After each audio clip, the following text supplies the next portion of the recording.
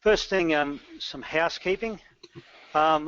If you have a question box disappears up in the top there, on the top right-hand corner, click the red arrow and to get it back.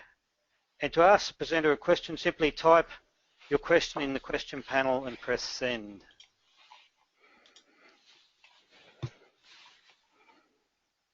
Oh, sorry, I forgot to mention that tonight's webinar is on weight traits and carcass traits. If you're having audio problems, you can call in using your telephone by switching your audio to mic and speaker to a telephone and dial in using the number below.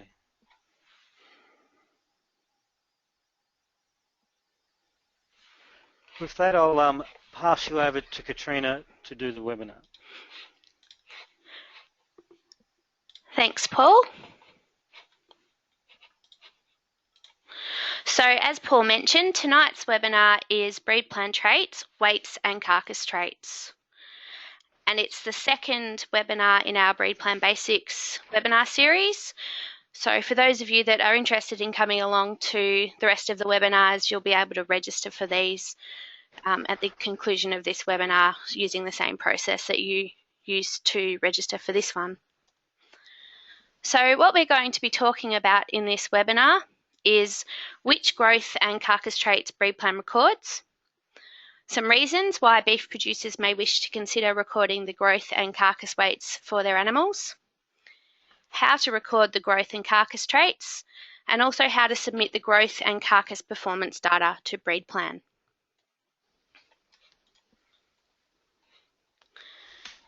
So BREEDPLAN records performance information for a range of economically important traits, and in this webinar we'll be focusing on the weight and carcass traits, and in the webinar that Paul will be presenting next week we'll be focusing on our fertility and calving traits and also the other traits.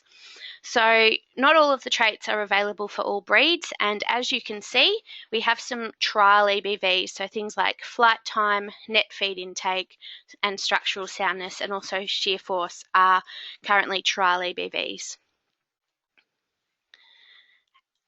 This is our performance recording timeline, and as you can see your cattle can have performance data recorded right from joining through birth, weaning, as yearling and 18 months old, right up until they're mature animals.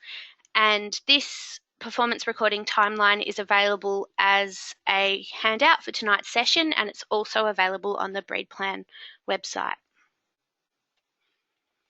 So we're going to start with the weight traits, and there are 6 weight traits currently recorded by BREEDPLAN. These are birth weight, 200-day milk, 200-day growth, 400-day growth, 600-day growth, and also mature cow weight. And these traits are of economic importance to beef producers because some or all of these traits drive growth, so the age at turn-off. They also influence the mature size of cattle, and this is important for feed considerations as bigger cattle will eat more food.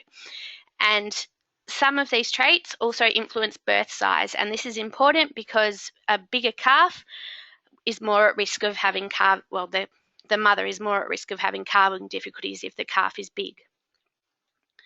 So we're going to start by looking at birth weight, and this birth weight EBV estimates the genetic difference between animals in birth weight. These EBVs are expressed in kilograms, and with birth weight, small or moderate EBVs are more favourable as these indicate lighter birth weights. So why might we want to measure birth weight? Well, calving difficulties are influenced by many genetic and environmental factors, but the most important genetic factor is birth weight. So in general, a higher birth weight is associated with an increased risk of calving difficulty. However, conversely, low birth weights are associated with lower growth rates.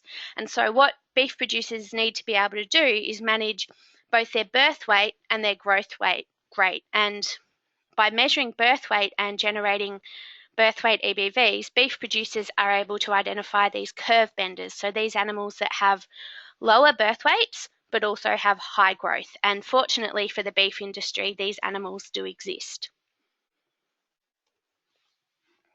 So how do you measure birth weight? Well, there's a number of methods that can be used, and these include the sling and clock face scales. So here we can see a producer is lifting the calf himself and he's able to read the weight of that calf on the scales. However, for those of you that don't want to get bad backs, you can also use things like this clock and sling method here, where the producer isn't supporting the calf's weight but can still weigh the calf by attaching the sling onto the back of a quad bike.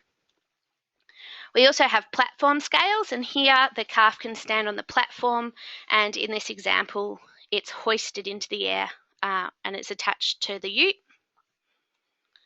We also have commercial calf cradles available that can be used to measure birth weight, and also these calf catchers. So these calf catchers, I've just been told there's a shipment arrive in Australia, so they're now available in Australia, and if they've got scales, the producer is able to manoeuvre the calf catcher around, catch the calf, and then weigh them while standing inside this calf catcher, and that helps protect him from protective mothers. So when you're measuring birth weight, it's really important to note that BREEDPLAN will only accept weights that are taken using scales. So when you're recording the birth weight of your calves, do not guess or estimate the birth weight of calves, and do not use a girth or coronet band tape to estimate birth weight of calves. ABRI, the Animal Genetics and Breeding Unit at Armidale University, have recently done a study looking at Herefords, and they found that the coronet band tape wasn't doing a good job of predicting the actual birth weight of Hereford calves, and so we can extrapolate that this holds true for other breeds as well, and it's going to affect your birth weight EBVs if you are using coronet bands, because those coronet band measurements are inaccurate. So what BREEDPLAN recommends when measuring birth weight is that you try to weigh calves as soon as practical, ideally within 24 hours of them being born. And it's really important to weigh all calves within the herd, including your dead calves. With birth management groups, you need to record a birth management group if cows have had different management conditions prior to birth, which might have affected birth weight. So, for example, if cows have been in different paddocks with different amounts of feed, it's important to include those two sets of cows in different management groups, and also record birth management groups if your calves are premature. And lastly, please be vigilant for protective mothers while weighing calves, because we don't want anyone to get hurt while they're measuring this trait. So birth weights are usually submitted to your breed society when registering your calves, and approximately 90% of the birth weights that BREEDPLAN receives would come through the breed society at calf registration. However, you can also submit these directly to BREEDPLAN via the paper forms, the weight and scanning information Excel templates. If you've got BREEDPLAN compatible performance recording software, you can extract that and send it into BREEDPLAN, and also the Internet Solutions facility on the BREEDPLAN website.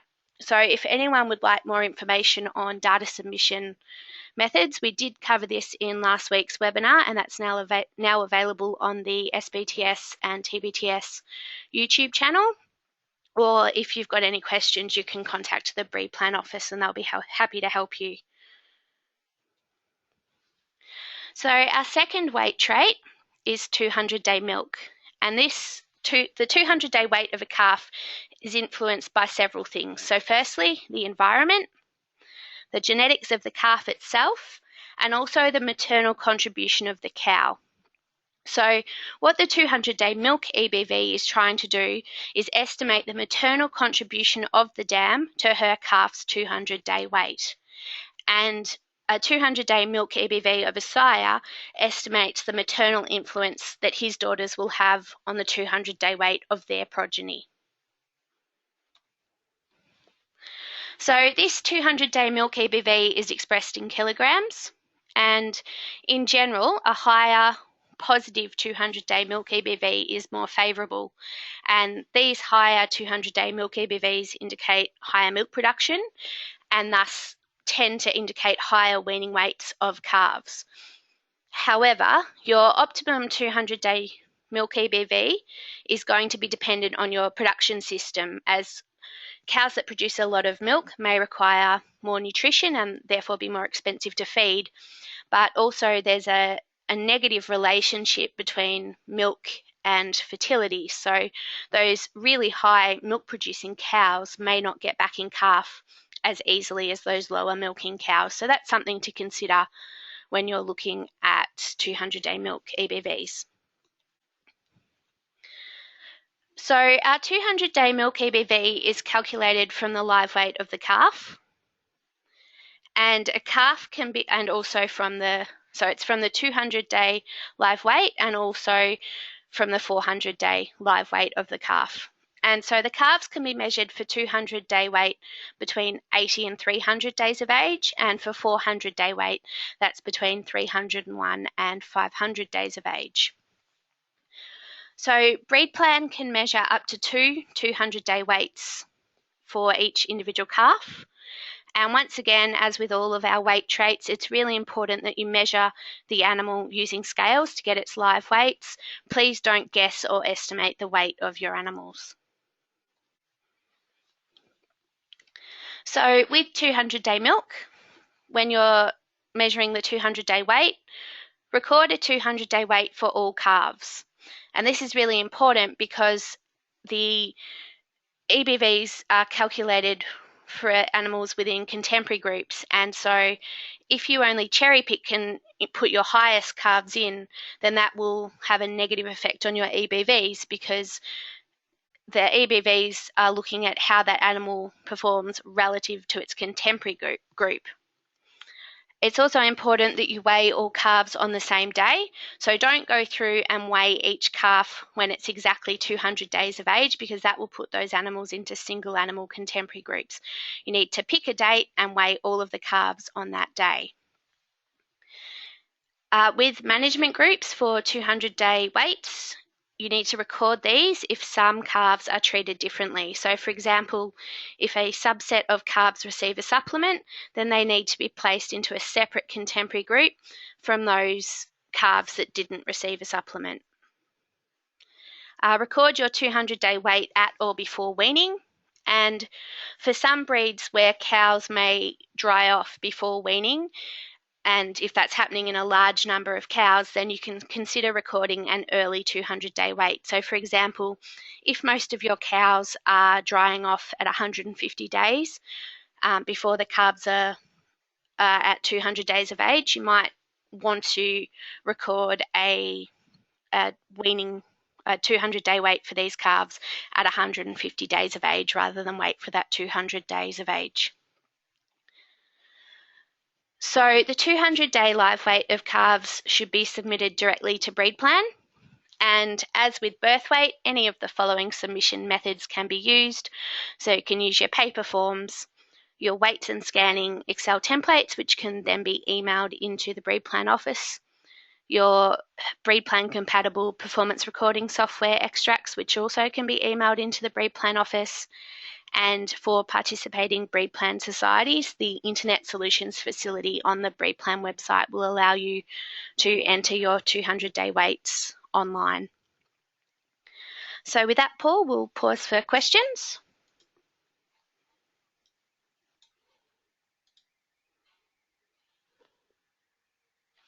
Thank you, Catriona. At present, we don't have any questions. Just one comment in regarding to birth weight is that some breed societies allow you to put a default birth weight in. It's important to turn those default birth weights off, otherwise they end up in the analysis. And we don't want that because it certainly skewers the results we're getting on those size of those calves that have those default birth weights. Still no questions, so I might send it back to you, Catriona. Thanks, Paul. So if there's no questions, we'll continue on with the rest of the weight traits. So next, we're going to look at 200, 400 and 600-day growth. So these are correlated traits, and so weight information on one trait will also influence the EBVs for the other two traits. And these three growth traits are currently treated as a block by BREEDPLAN. So if your animal has a 200-day growth EBV reporting, it will also have a 400-day growth EBV and a 600-day growth EBV reporting. And this is part of the reason why sometimes people will see EBVs for 200, 400, and 600-day weights, even though they may only have put a 200-day weight on file for that animal. So the 200-day growth EBV is an estimate of the genetic difference between animals at 200 days of age.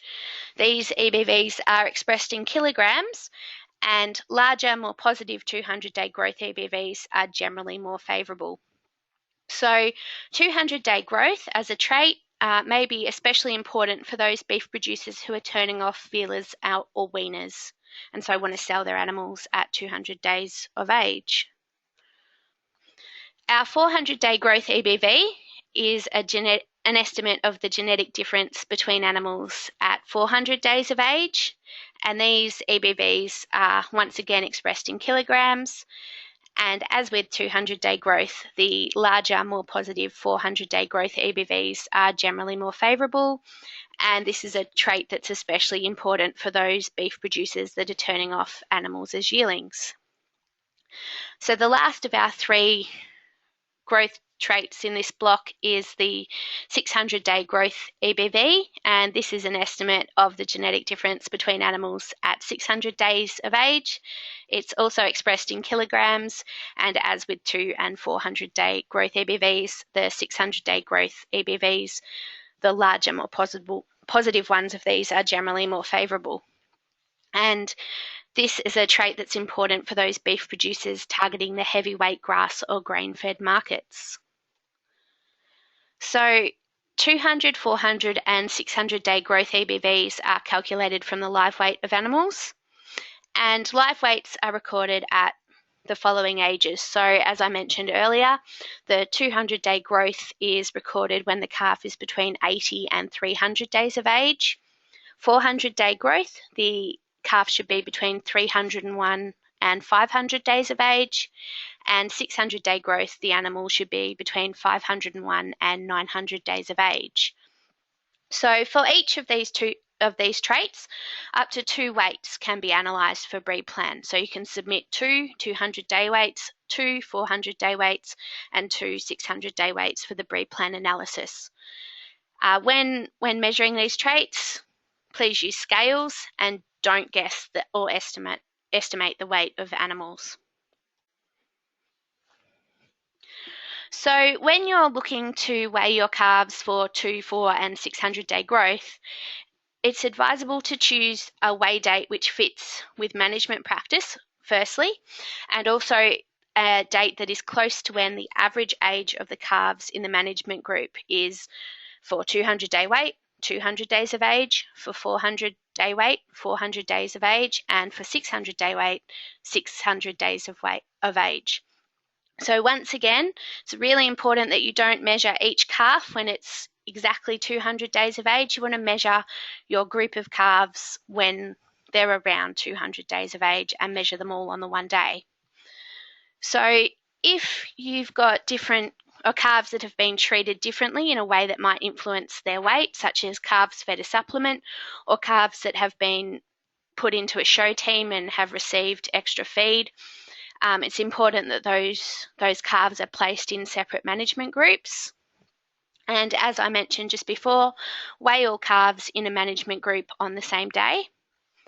And also try to weigh your calves in as large a group as possible. So for example, rather than weigh bulls and steers, try and weigh your animals prior to castrating your bulls and then split off the steers. And also, if you are going to be showing your animals, try and take at least a 200-day weight prior to separating your show animals out from the rest of your group of calves. And it's also important that you don't submit weights for heifers that are more than 3 to 4 months pregnant. So all of these weights are submitted to BREEDPLAN, and as with the rest of the weight traits, you can use any of the following submission methods. So your paper forms, your Excel templates, your performance recording software extracts, and the Internet Solutions facility. So the last of our weight traits is mature cow weight. And what this EBV does is it estimates the genetic difference of cow weight at 5 years of age. So as with all of the weight traits, mature cow weight EBVs are expressed in kilograms, and larger, more positive mature cow weight EBVs indicate larger cows. So why might a beef producer be interested in measuring mature cow weight? So this EBV allows beef producers to monitor the size of their cows. And this is important because the weight of your mature cows in a commercial beef enterprise is going to impact your profitability. And this is from two factors. Firstly, the cow feed requirements. So your bigger cows tend to have a higher maintenance requirement, they eat more, and therefore they cost more to feed and to maintain. And secondly, your cull cow values. So generally, the value of a cull cow is determined by her live weight, and so therefore your heavier cull cows may provide bigger returns when sold. So how might we measure mature cow weight?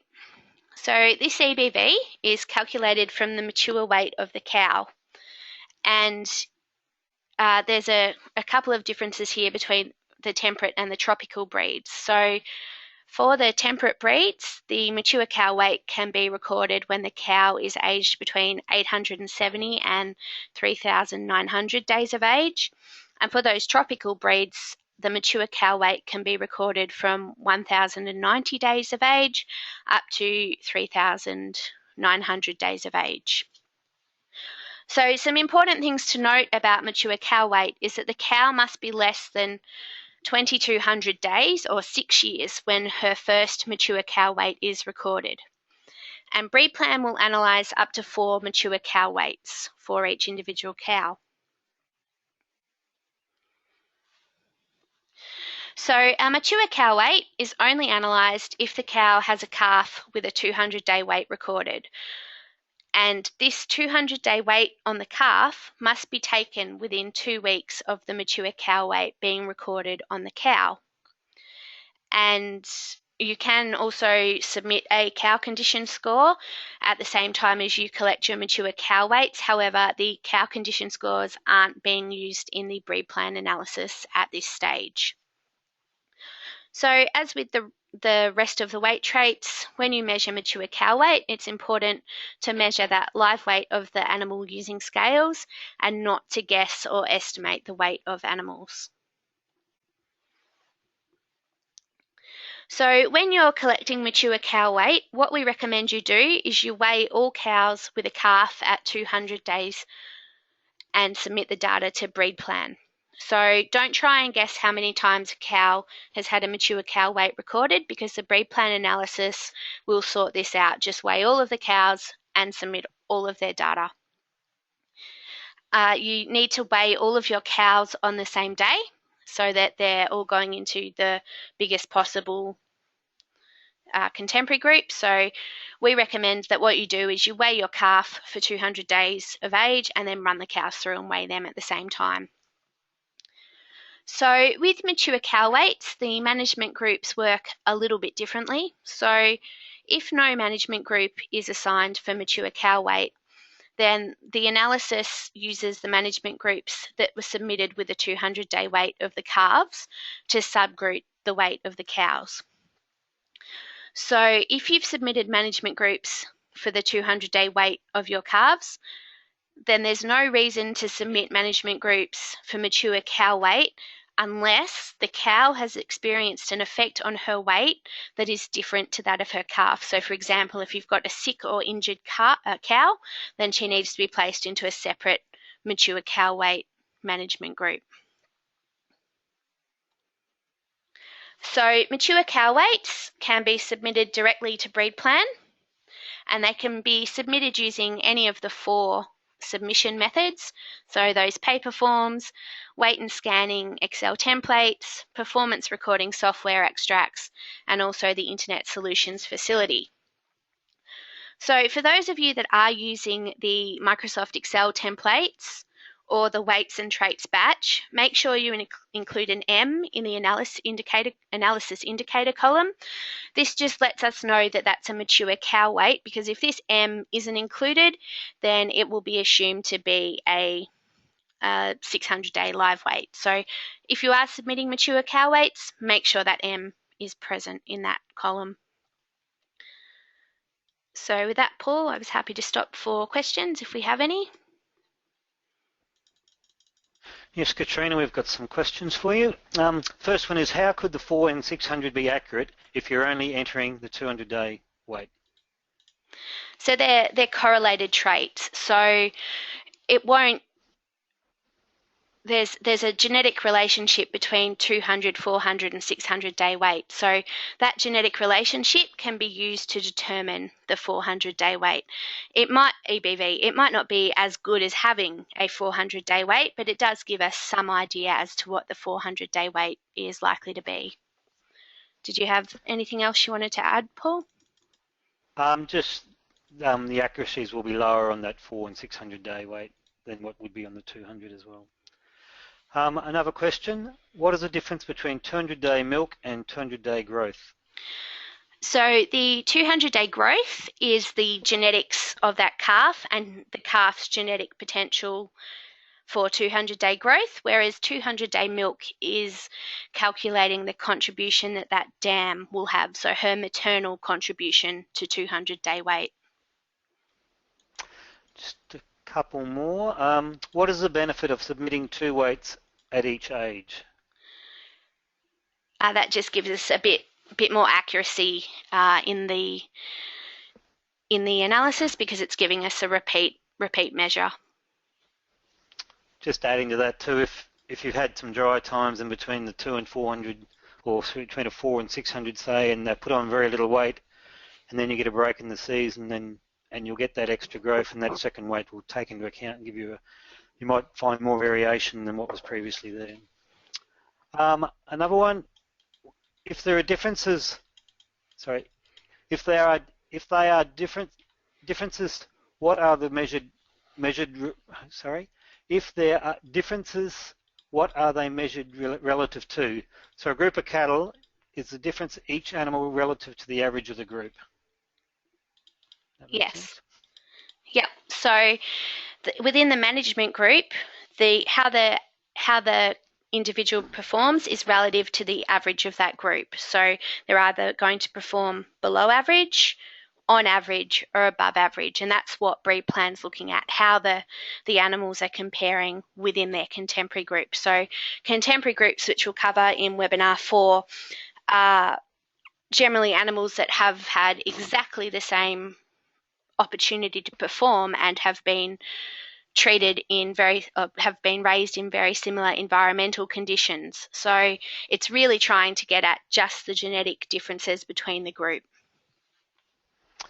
Another one, once a calf leaves the main group due to extra feed, does he ever come back into the main group, or for comparison with his mates? No. So with our contemporary groups, you start off with a big contemporary group, and once again we'll be covering this more in webinar 4, and then as those contemporary groups split, it's like a tree. They continue to split off and they never go back together. And one last one. Is there a standard for the condition scores on the mature cows, such as a condition magician used for dairy cows, that can be accessed? Yes, I believe there is. So on the BREEDPLAN website, there is a mature cow weight tip sheet, and that will have the condition scores. And if it doesn't, please send me an email and I will find it for you.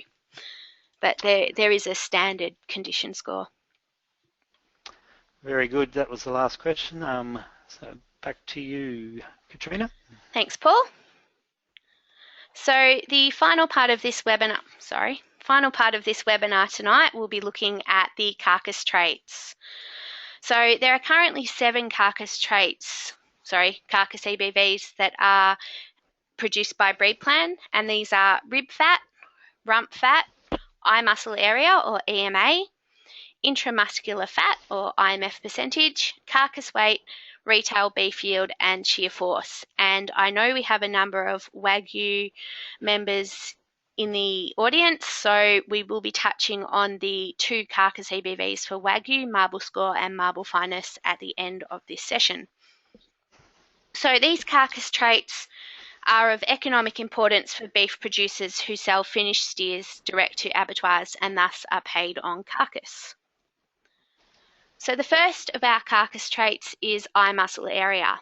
And these eye muscle area EBVs are estimates of the genetic difference between animals in the eye muscle area at the 12th, 13th rib site in a 300 kilogram steer carcass.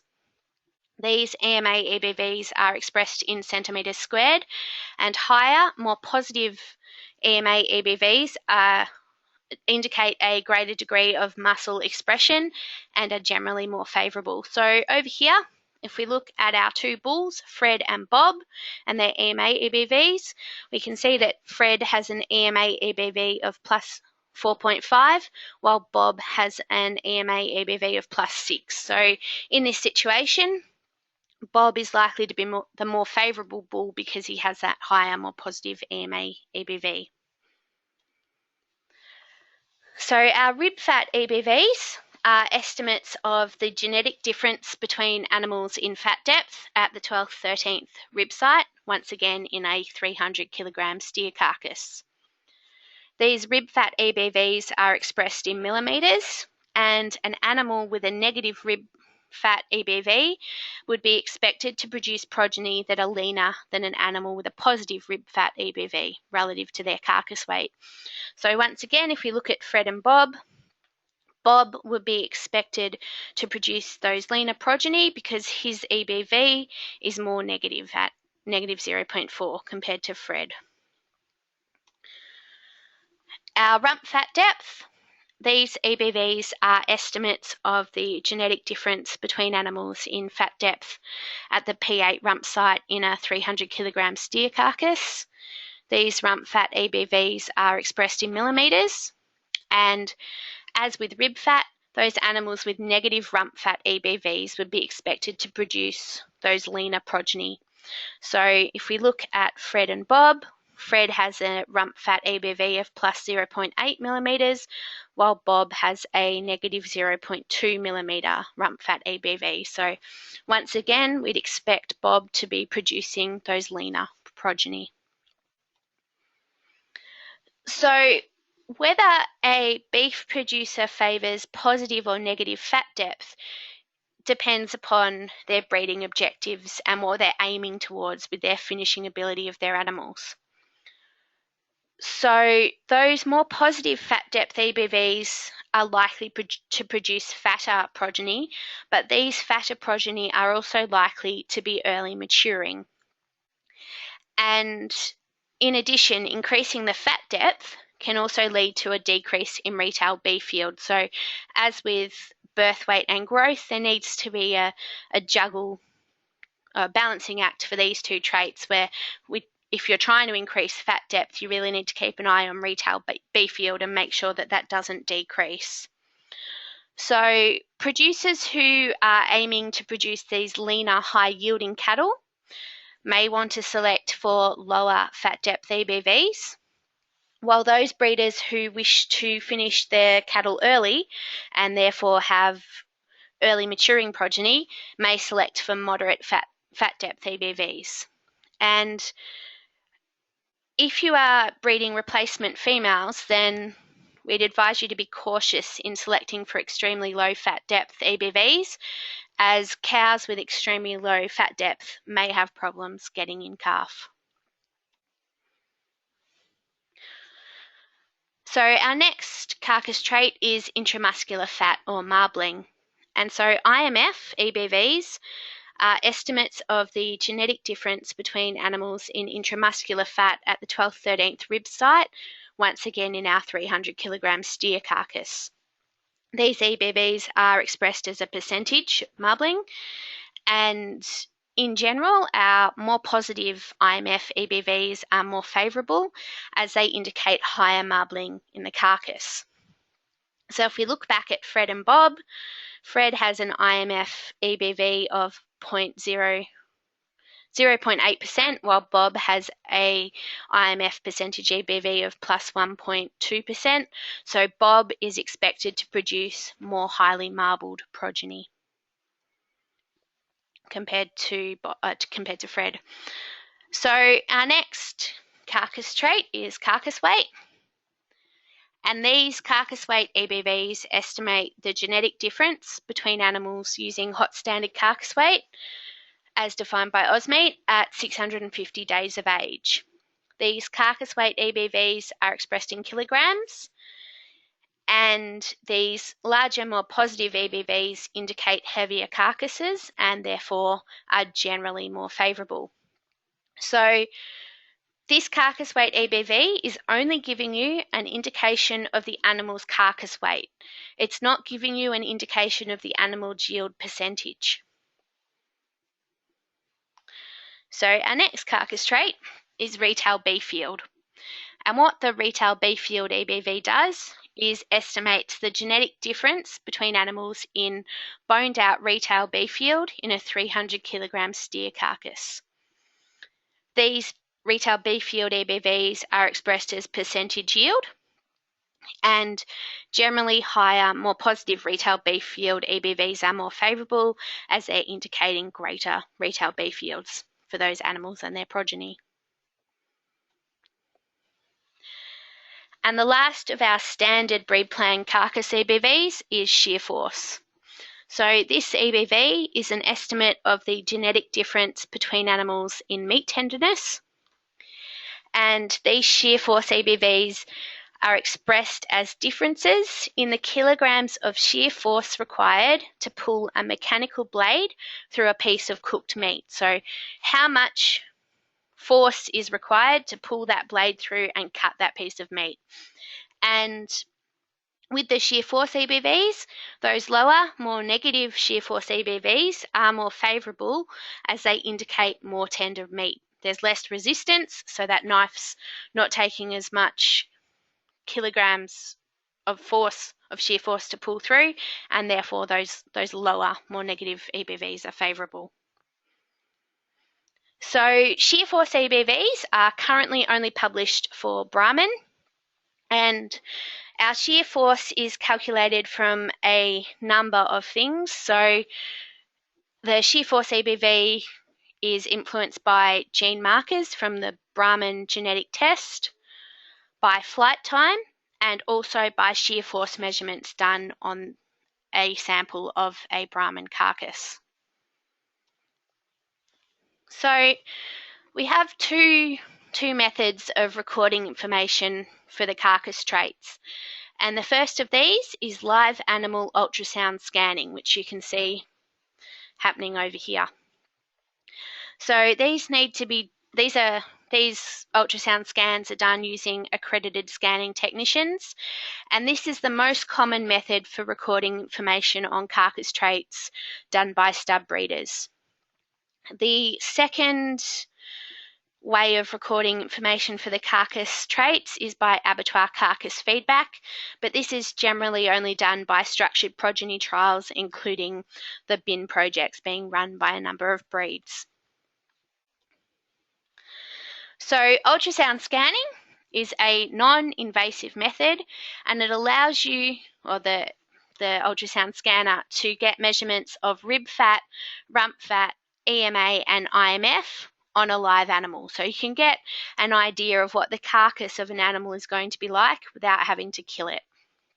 So animals can be scanned between 300 and 800 days of age, and although you may scan multiple times, BREEDPLAN will only use one scan measurement for each trait in the BREEDPLAN analysis. So if you're using ultrasound scanning, there's a number of important things to consider before you start scanning your animals. Firstly, you need to use an accredited scanner, and this is because BREEDPLAN will only accept scan data that's been done by an accredited scanner. So there's a list of accredited scanners for Australia and New Zealand, and if we've got people from other countries, there is also information on accredited scanners around the world available on the BREEDPLAN website. So this is the link for the Australian and New Zealand accredited scanners, which if you're interested in finding out if there's an accredited scanner near you, I suggest you go online and have a look here. When you're taking ultrasound scans on your animals, they need to be aged between 300 and 800 days of age for BREEDPLAN to use that data. And you should try and scan as many animals within a management group as possible.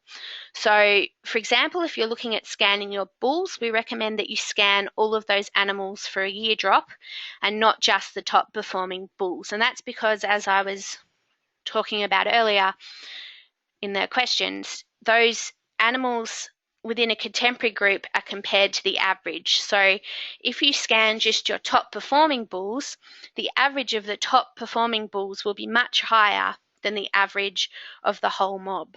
And so you'll be disadvantaging yourself and those animals and their EBVs if you're just scanning a subset of animals. And it's also important that you try to scan all animals, including your heifers and your steers. So it's not just bulls that this scanning information is useful for.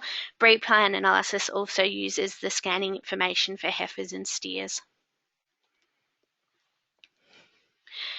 It's also important to make sure that your animals are in good condition prior to scanning them. So if you're interested in the fat depth and eye muscle area, then BREEDPLAN recommends that the cattle have the following minimum average to make scanning worthwhile. So for rump fat, we recommend they have a minimum 4 to 5 millimeters of rump fat and also a minimum 3 millimeters of rib fat to get useful ultrasound scanning data for those fat depth and EMA traits. If you're interested in IMF percentage, then the ultrasound scanning is further optimized if the majority of cattle have between 2 and 8% IMF when scanned. So your ultrasound scanning data should be submitted directly to BREEDPLAN, and it is your responsibility to make sure that your scan data is submitted. It's not up to the ultrasound scanner, it's up to the cattle owners to make sure that that data is submitted to BREEDPLAN. So ultrasound scanning data can be submitted using the paper forms, the Excel templates, performance recording software extracts, and also online using the Internet Solutions facilities. And a number of scanners have scan sheets, and BREEDPLAN will accept those scan sheets that the scanners provide as well.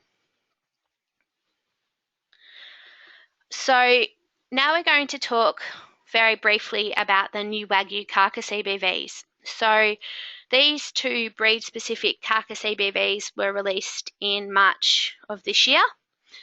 And these two carcass EBVs are marble score EBV and marble fineness EBV. And these aren't standard BREEDPLAN EBVs, these are non-standard BREEDPLAN EBVs specifically for Wagyu. So the Wagyu marble score EBV is an estimate of the genetic difference in the OzMeat marble score of a 400 kilogram Wagyu carcass. And this marble score EBV has replaced the IMF EBV for Wagyu, and that's only for Wagyu. So with the marble score EBV, the higher, more positive EBVs are more favourable, and these indicate a higher level of marbling in the meat. So for the marble score EBV, both the OzMeat marble score and the Japanese digital image camera marble percent from Wagyu carcasses contribute to this EBV. And as I mentioned just before, the Wagyu marble score EBV has replaced the previous Wagyu IMF percentage EBV. So the second Wagyu specific EBV is the Wagyu marble fineness EBV. And this is an estimate of the genetic difference in the marbling fineness index, or the degree of fineness of marbling fat. So whether or not you've got that lace-like marbling through the meat. And this is measured by the Japanese digital image camera. So higher, more positive EBVs indicate higher levels of marbling fineness, and the data collected from using the Japanese digital image camera marble fineness index is the data that is contributing to this EBV. So for these two new carcass EBVs for Wagyu, Wagyu breeders are being encouraged to submit carcass data, including marble score and marble fineness measurements, which contributes to the calculation of these two new EBVs and also the Wagyu full blood terminal index. So if you are a Wagyu breeder and you're interested in collecting carcass data, then you need to contact the Wagyu technical officer, Alex McDonald, for further information, because there are some specific criteria that needs to be met when you're collecting carcass data from a herd to make sure that that data is valuable. And that really needs to be assessed on a herd-by-herd basis.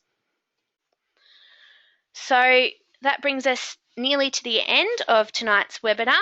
So as we've seen tonight, BREEDPLAN accepts performance data for a number of growth and carcass traits. So we've got our weight traits here, and they're birth weight, 200-day milk, 200, 400 and 600-day growth, and also mature cow weight. And our carcass traits, eye muscle area, rib fat depth, rump fat depth, intramuscular fat, carcass weight, retail beef yield, and shear force. If you wish to record growth traits, please make sure you take live weights using scales and don't estimate or guess the weight of your animals. And remember that ultrasound scanning data will only be accepted if it has been collected by a BREEDPLAN accredited ultrasound scanner, and they can be found on the BREEDPLAN website. So for further information, we've got our technical officers up here. So for Limousin, Simmental and Wagyu, your technical officer is Alex McDonald. For the rest of the southern breeds, apart from Angus, I'm your technical officer, and Andrew Byrne is the Angus technical officer, and Paul is the TBTS technical officer for the tropical breeds. So if you haven't registered for the rest of the BREEDPLAN Basics Webinar Series, you can do that. Webinar 3 will be on BREEDPLAN traits, fertility, calving ease and other traits, and that will be presented by Paul next Monday, 17th of August. Webinar 4 will be looking at estimated breeding values or EBVs in detail, and that's on Monday, 24th of August.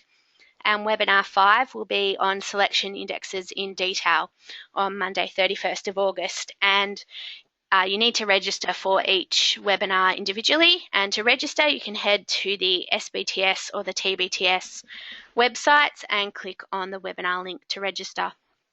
And with that, Paul, we can take questions. Thank you, Catriona. We've got a few questions here. The first one is, this is in relation to the carcass traits. Are these EBVs relative to the breed benchmark rather than to the average of the group being measured?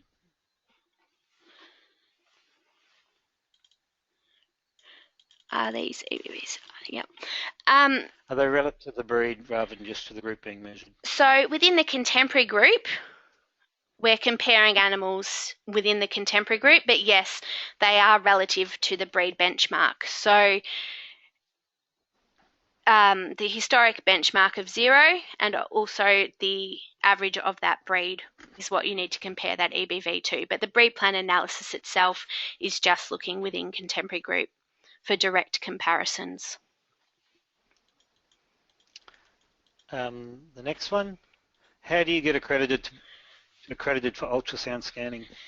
You need to do a accreditation course. So the last course was run in November 2014, and based on the results of each scanner at those accreditation courses is whether or not they get accredited provisional status or don't pass. I'm not sure when the next accreditation course will be run, but certainly if you're interested in taking part in that, if you'd like to contact SBTS or TBTS, and we can take your details down so that when we do run another accreditation course, we can let you know.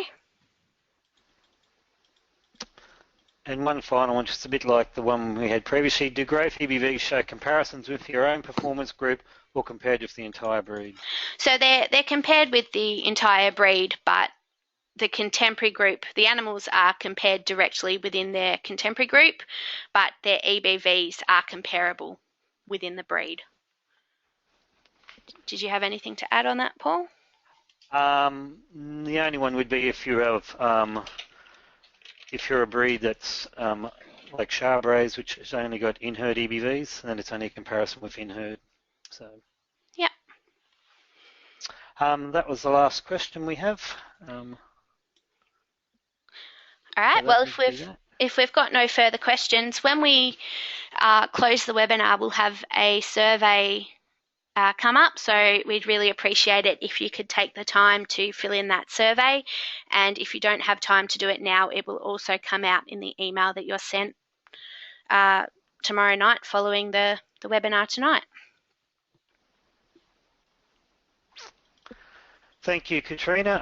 I think that is it. I'd like to thank everyone for participating, being an attendee tonight, and hopefully you'll register and we'll see if you'll be on next week when we're talking about the fertility traits. Thank you. Thanks, everyone.